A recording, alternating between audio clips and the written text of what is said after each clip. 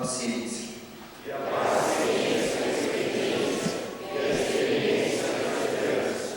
A esperança não traz confusão, porquanto o amor de Deus está derramado em nossos corações pelo Espírito Santo que nos foi dado. Ainda de pé, vamos participar do louvor de velocidade.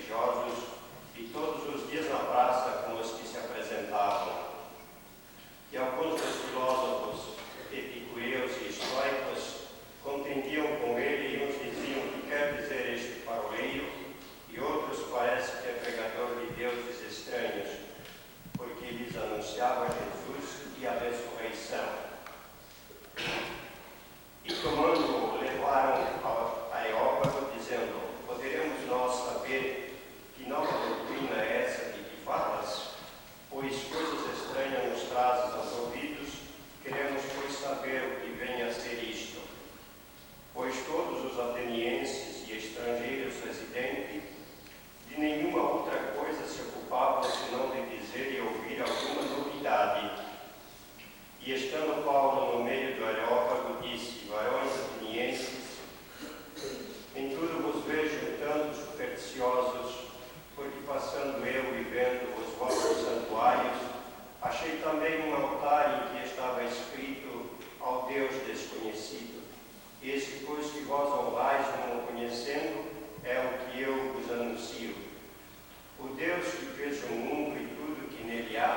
sendo o Senhor do céu e da terra, não habita em templos feitos por mãos de homens, nem tampouco é servido por mãos de homens, como que necessitando de alguma coisa, pois Ele mesmo é quem dá a todos a vida e a respiração de todas as coisas.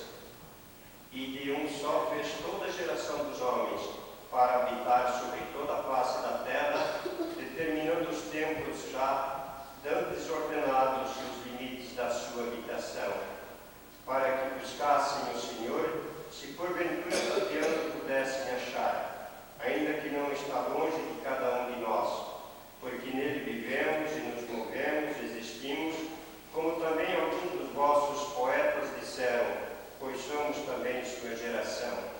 Sendo nós, pois, geração de Deus, não havemos de cuidar que a divindade seja semelhante ao ouro, ou à prata, ou à pedra esculpida, por artifício e imaginação dos homens.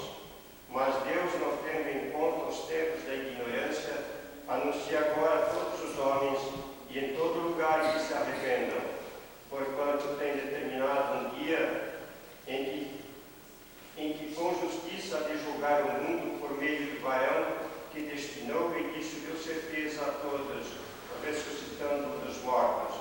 E como ouviram falar da ressurreição dos mortos, uns escarneciam, outros diziam, acerca disso que ouviremos outra vez. E assim Paulo saiu do meio deles. Todavia, chegando alguns varões, a ele creram, entre os quais foi Dionísio, Areopagita e uma mulher por nome Damaris, e com eles outros. Deus acrescente a sua bênção aos corações que acompanharam a leitura da palavra de Deus para o nosso entendimento. Senhor Deus, estamos na tua presença.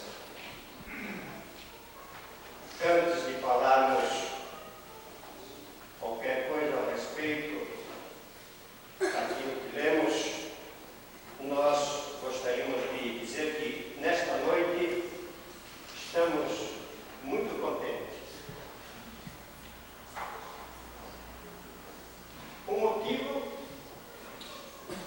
Um dos motivos é que Deus me dá a oportunidade de estar com os irmãos. Isso é um motivo de alegria. Outro motivo de alegria é ter o Júnior conosco. Queria dizer que quando nós começamos o trabalho lá na congregação de Vila São Rafael em Guarulhos, o Júnior era bem pequenininho, ainda não podia carregar uma cadeira ainda, né? Como foi dado a liberdade para quem estivesse usando o púlpito de convidar a pessoa, nós achamos que devíamos convidar o Júnior, porque assim ele estaria representando a mocidade da igreja e estaria também participando diretamente do trabalho da igreja. Essa é uma das alegrias que eu tenho de saber que jovens que têm permanecido na igreja, têm continuado na igreja, como o Júnior e outros aqui estão na igreja desde a sua infância. E aleluia por isso. Graças a Deus por isso, porque os jovens permanecem firmes e fiéis na casa de Deus. Ainda queremos dizer aos nossos visitantes que o motivo de estarmos usando o púlpito nesta noite é que o pastor da igreja está em viagem. Estes dias ele deve estar em Portugal, naquela região da Espanha, Itália e outros países. Está lá o pastor, sua esposa, o Josué e a sua esposa Márcia.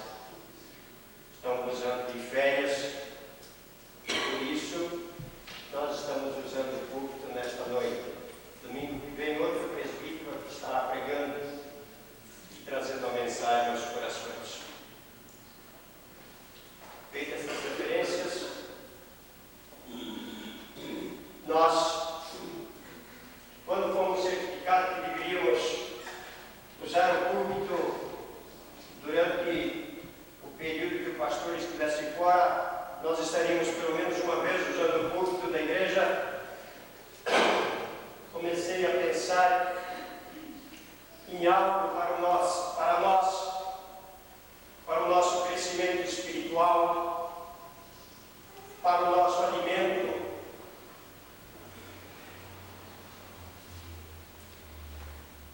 E consultando as Escrituras, neste trecho que nós lemos para o nosso crescimento, Atos capítulo 17, do verso 15 até o final do capítulo, ou seja, o verso 34, que se reporta a Paulo em Atenas. Paulo estava assim, fazendo a sua segunda viagem missionária. Ele havia passado por vários lugares e agora ele estava chegando em Atenas. Ele estava chegando no berço da democracia, no berço intelectual do mundo daquela época, no berço da cultura.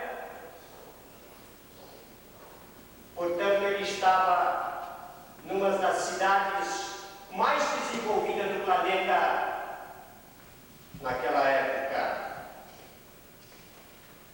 E na leitura que nós fizemos, e os irmãos acompanharam com suas Bíblias, viram que lá existia no mínimo 3 organizações. Uma, o Areópago. Esse Areópago não era um lugar, mas era uma instituição. Se reunia num determinado local. Era formado por 31 juízes. Tinham eles a função de examinar as questões, ou tinha sob sua jurisdição as questões moral e religiosa. Estes juízes decidiam sobre estas coisas e também decidiam sobre a educação, sobre o desenvolvimento e trabalhavam como que uma justiça dentro daquela cidade. E mais 2 instituições se destacavam. Eram os epicureus, filósofos, e os estoicos, filósofos também. Estas instituições, cada uma delas pensava de um modo um pouco diferente, mas no final elas concordavam naquilo que desejavam realizar. Os estoicos buscavam a autossuficiência por eles mesmos. Eles se achavam com capacidade de se desenvolverem, de serem suficientes para decidirem em torno da vida, em torno de todo o ser. Os epicureus buscavam o prazer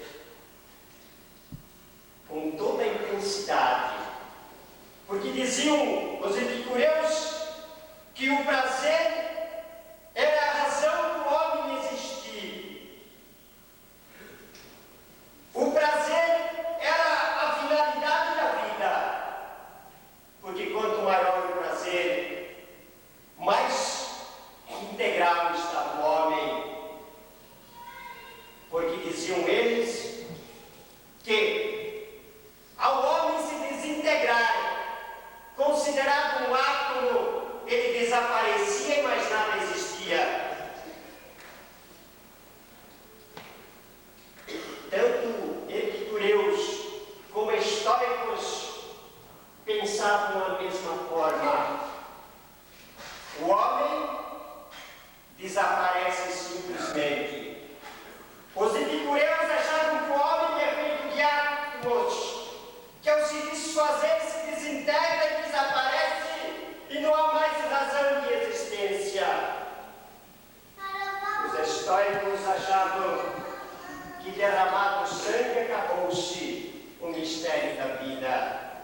não se tem mais esperança nenhuma.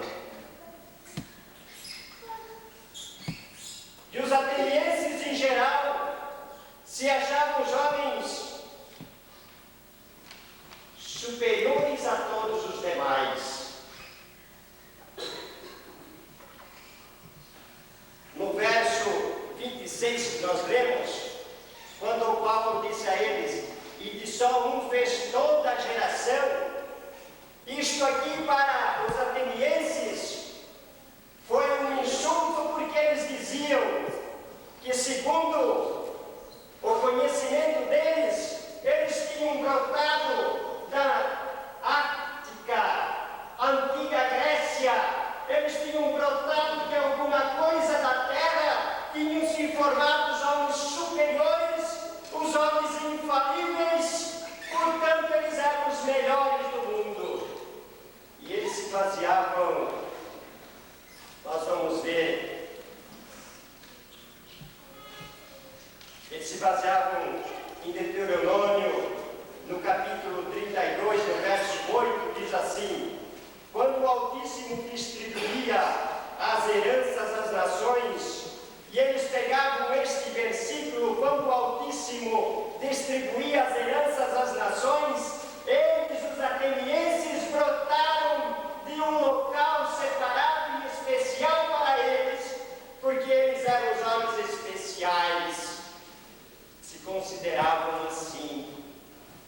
E no trecho que nós lemos, os irmãos notaram que os atenienses estavam tão somente preocupados, e diz aqui, pois todos os atenienses e estrangeiros residentes de nenhuma outra coisa se ocupavam, senão de dizer e ouvir alguma novidade.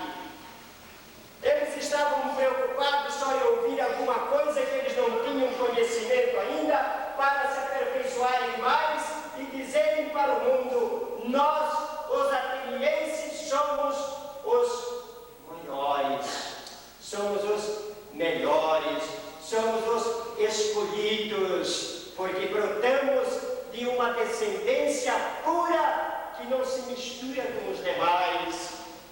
Pois bem, aí aparece Paulo pregando lá, daí a razão, porque os atenienses eram preocupados com esta coisa. Quando Paulo aparece pregando, eis que chamam-no para que ele se apresentasse no Areópago, para apresentar a sua tese, para apresentar a sua doutrina, porque era interessante para eles conhecer alguém que falava alguma coisa que para eles pudessem se desenvolver um pouco mais. Daí a razão de convidarem Paulo para estar no Areópago, para apresentar a sua tese, para apresentar a sua doutrina. Eles tinham razão de chamar a Paulo, porque Paulo trazia algo que eles não entendiam, Paulo trazia algo que eles não compreendiam. Daí a razão deles estarem preocupados em levar Paulo para lá. E chamaram Paulo, e ele foi. E estando Paulo no meio do Areópago, disse: varões atenienses, em tudo vos vejo um tanto supersticiosos, porque passando eu e vendo os vossos santuários, achei também um altar em que estava escrito ao Deus desconhecido. E é deste Deus que Paulo começa a falar para aqueles homens. É deste Deus desconhecido, porque lá em Atenas havia muitos altares, havia altares para toda espécie de nomes que se inventassem, que tivesse algum poder para Deus, a deuses. Eles tinham altares e ali eles adoravam, embora eles achassem que o homem, os epicureus achassem que o homem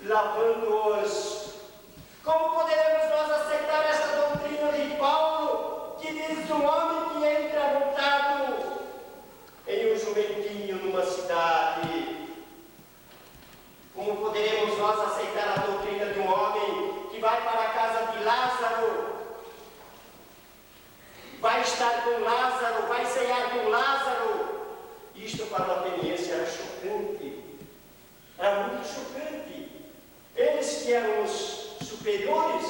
Agora ouvir a mensagem de Paulo dizendo que esse Jesus Cristo do qual ele falava, esse Jesus Cristo que um dia veio para salvar a humanidade, esse Jesus Cristo que veio morrer por nós. E quando Paulo falou da ressurreição, então aí foi o maior choque para eles, a ponto de dizer: Paulo, vai-te embora porque hoje chega já o que você falou. Talvez no conceito deles falassem assim: chega de ouvir as bobagens de Paulo. Talvez eles falassem assim. A Bíblia não registra assim, mas a Bíblia registra que eles disseram: chega, Paulo, outra vez, e outra ocasião, quem sabe que ouviremos, mas por hoje basta. Porque Paulo tinha levado uma mensagem de humildade, tinha levado uma mensagem de salvação, uma mensagem de ressurreição. Imagine pregando para quem não aceita a ressurreição.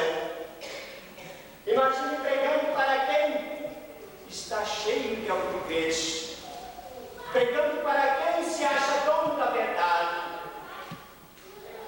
E Paulo estava nesta condição, no meio destes homens que tinham estes princípios e tinham estes ensinamentos, que eles eram os escolhidos, eles eram os poderosos, eles eram os que resolviam, eles é que conheciam. A palavra de Deus diz assim que eles não se ocupavam de outra coisa, só que ficavam procurando coisas novas, né? O que você tem de novo para me dizer, cara? O que você tem de novo para me falar, Alexandre? O que você tem de novo para me falar, irmã? Era esse o problema deles. Conhecer coisas novas. Eles não se preocupavam nem com o trabalho. Eles se preocupavam em saber coisas novas. E como Paulo apresentava coisas novas, mas não agradava, nem todas as coisas novas agradam a gente, né? E Paulo não agradou. Paulo não agradou, porque ele foi falar de um Deus desconhecido, de um Deus que eles jamais pensavam em cultuar. E até quando Paulo apresentou esse Deus na pessoa de Jesus Cristo, para eles era um Deus muito pobre, era um Deus que não resolvia os seus problemas, porque eles queriam Deus que fosse como eles, queriam Deus como eles. Mas Paulo apresenta Jesus Cristo como Salvador, Jesus Cristo ressurreto. Meus irmãos, eu gostaria de fazer uma paradinha aqui e pedir para que os irmãos pensassem um pouquinho, refletissem, porque os tempos podem mudar, os usos e os costumes podem mudar, mas o homem e a mulher continuam sendo o mesmo. O homem e a mulher continuam sendo os mesmos daquela época. Os mesmos atenienses daquela época são os atenienses de hoje. Os mesmos estoicos daquela época são os estoicos de hoje. Os mesmos epicureus daquela época são os epicureus de hoje. Muda, quem sabe a aparência, quem sabe o modo de vestir, quem sabe o modo de se apresentar. Mas os homens são os mesmos. As ganâncias são as mesmas. O poder é o mesmo.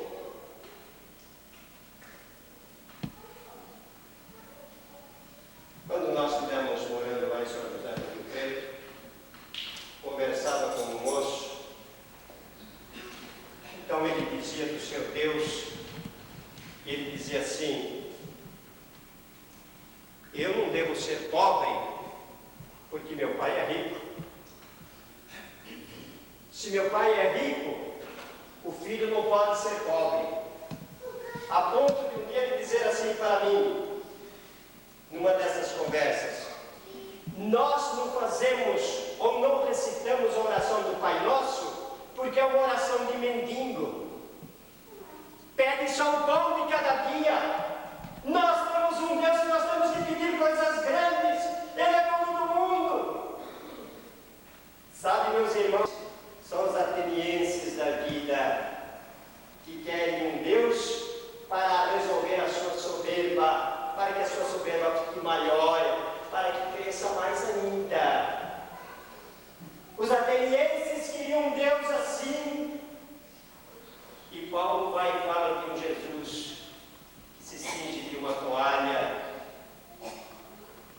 está com os pobres, que entram na cidade montado em um jumentinho. Já pensou hoje Jesus entrar em São Paulo montado em um jumentinho? O pessoal ia ali, né? Dentro do carrão do ano aí, né? Quantos atenienses iam aparecer por aí, né? Vocês estão acompanhando isso aí? Ou estão deixando isso? Esse era o pensamento dos atenienses. Esse é o pensamento daqueles que não entendem a missão de Jesus Cristo. Aqueles que não entendem a missão de Jesus aqui na terra.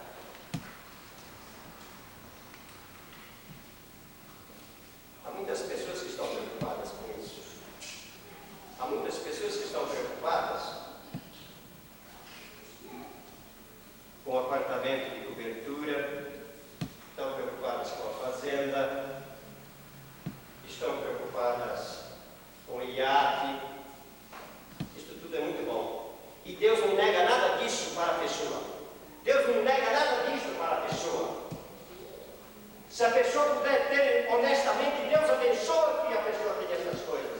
Só que não são estas coisas os deuses que devem nortear a vida do crente. Não é com esse chamariz que deve ser norteada a vida do crente. Deus te dá isso. E realmente Ele é o homem mais rico do mundo, porque Ele é dono do mundo. E os seus filhos são ricos. Ou o que nós entendemos por riqueza. Ou o que nós entendemos por riqueza.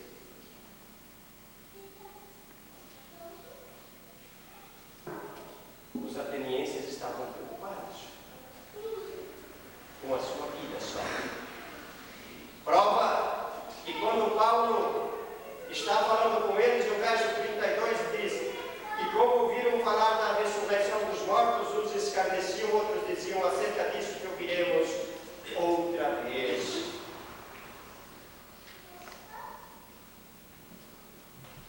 Falarmos para o auditório que já aceitou Jesus Cristo é muito fácil. Porque se eu falo da ressurreição, os irmãos acreditam. Se eu falo do amor de Jesus, os irmãos acreditam. Se eu falo da humildade de Jesus, os irmãos acreditam. Mas falar num auditório que não acreditam na ressurreição, um auditório que não acredita no amor de Jesus, um auditório que não acredita na humildade de Jesus, é muito difícil. É muito difícil. E Paulo falou para esse auditório. Paulo teve a coragem de chegar lá e dizer: esse Deus desconhecido que vocês têm rejeitado, é desse que eu vou falar para vocês. E ele começa a falar de Jesus Cristo para aqueles homens e falando da ressurreição. Porque não há salvação sem ressurreição. Jesus Cristo poderia ter feito tudo o que fez. Se não ressuscitasse, era vã a nossa fé. Paulo descreve assim: se Cristo não ressuscitou, é vã a nossa fé. É vã a nossa fé. Porque o que nos garante a vitória é a ressurreição. Porque até a morte é a derrota, mas depois da ressurreição é a vitória. E a vitória que está em Cristo é a ressurreição. E é isso que Paulo pregava para aqueles homens. E eles não admitiam porque pensavam ser eles os donos da verdade. E até hoje o judeu tem dificuldade em aceitar o sacrifício de Jesus Cristo e a ressurreição para a vida eterna. Até hoje o judeu tem problemas para aceitar Jesus Cristo. Meus irmãos, agora é preciso que a gente faça uma autoanálise, cada um. Quem sabe lá no travesseiro da sua cama, quando você for descansar, você faça uma análise da sua vida e faça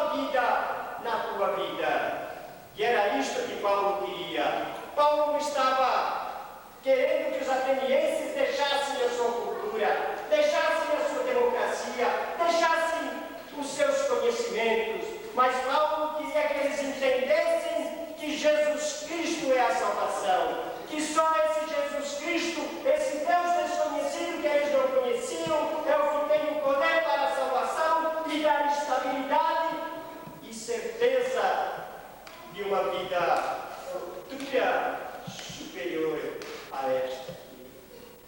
Era isto que Paulo queria. É isto que Jesus Cristo quer nesta noite. É isto que Jesus Cristo está querendo em todos nós, todos os dias. Esta certeza da ressurreição de Jesus Cristo.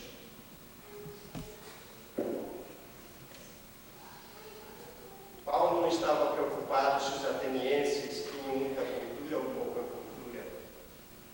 Porque Paulo talvez tivesse até mais cultura do que os atenienses, porque ele teve a honra de aprender aos pés do maior sábio da época, que era Gamaliel. Paulo aprendeu aos pés de um dos maiores mestres da época. É lógico que ele se apresentando em Atenas e alguém sabendo destas qualidades, quiseram logo ter algum conhecimento a mais. Pensavam que Paulo ia chegar lá e dizer: ó ateniense, vocês são os filhos de Deus, vocês são os que têm direito de explorar o povo, vocês é que têm direito de ter 31 juízes para julgar as causas, vocês é que têm direito de pensar como pensam. Talvez os atenienses pensavam assim, né? Paulo veio aqui para nos elogiar, e Paulo foi lá, não elogiou, não condenou, mas apresentou Jesus Cristo e Jesus Cristo ressurreto. E é o que nós devemos fazer. Nós não vamos dizer este ou aquele, nós vamos apresentar Jesus Cristo ressurreto para o mundo. Vamos dizer ao mundo que está aí adorando deuses. E quantos deuses há? Os irmãos já viram? Que está se multiplicando cada dia os deuses que aparecem na mídia, que é tão falada. Há muitos deuses aí. Quantos deusinhos? Mas nós não estamos preocupados com esse deusinho. Nós temos que estar preocupados em apresentar Jesus Cristo e Jesus Cristo ressurreto. Jesus Cristo e Jesus Cristo ressurreto.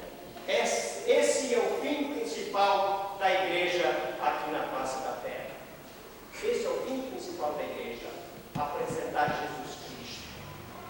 Apresentar ao mundo aquilo que eles não têm conhecimento, aquilo que talvez eles ouçam de um modo diferente.